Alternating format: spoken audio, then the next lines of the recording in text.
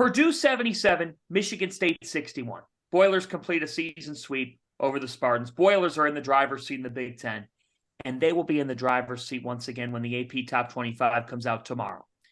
Purdue is 21-1. So, Gio, I've got to ask you this.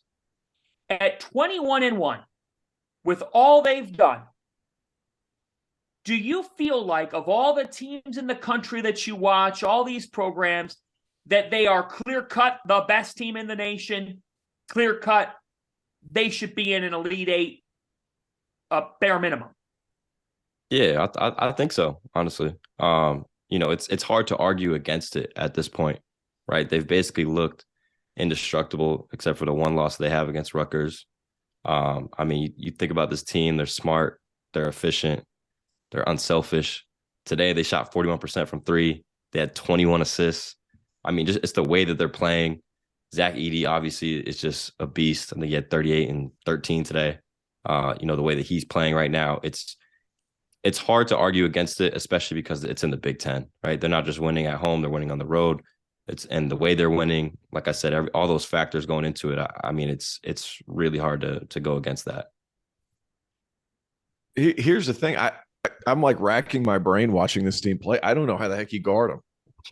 Like I'm sitting here, I'm watching them try to play Zach Edey behind him and push him out and force him out. But that dude has oak trees for thighs and not small oak trees, like 35, 40-foot oak trees. That's how big this dude is. And he's able to hold position.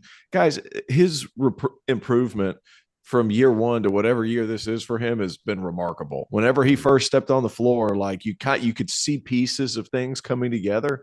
Now, guys, he's so aware of what's going on. And you alluded to the 3-point shooting today, Gio.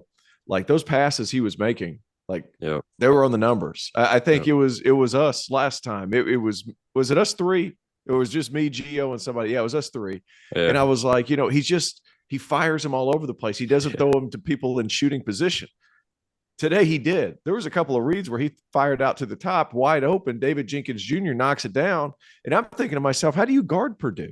Because my first thought is, do you let Edey get 40 and 20 and hope nobody else scores? And then you look at it, that's pretty much what happened today. They had one other guy in double figures, and they still wiped the floor with Michigan State, a team who I like, a team who I still think is an NCAA tournament team. In my mind, this Purdue team is a legitimate threat to win the national championship out of the Big Ten. That is saying something because they guard and they have the immovable object in Zach Edey. He's unbelievable, Fanta. It's time to say it. It's time to say it on Sunday, January 29th, 2023. The 2022-23 Purdue Boilermakers give the Big Ten Conference its best chance, rather, as strong of a chance that the conference has had to win a national title since Michigan State did so in 2000. That's right. That's right.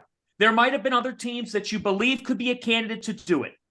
But I can guarantee you this, on this day, at 21-1, ahead of the calendar turning in February, there's no such thing. In no way could 21-1 out of the Big Ten, which could get 9 teams to the NCAA tournament, in no way could that be a fluke. You might out there have some bias and say, well, because Purdue hasn't been able to make that Final Four under Matt Painter, or because the Big Ten hasn't been able to perform in the NCAA tournament, now you've got a problem thinking that it could happen this year. That was then, okay? Throw it away. And believe the fact that this Purdue team gives the Big Ten as strong of a shot as any team in this league in the last 2 decades to win a national championship. And the reason for that is this. America, we are watching a generational college basketball player and face of the game. Zach Edey is nothing short of unbelievable. Dominant would be an understatement. You can't take your eyes off of him. Opponents don't know what to do with him.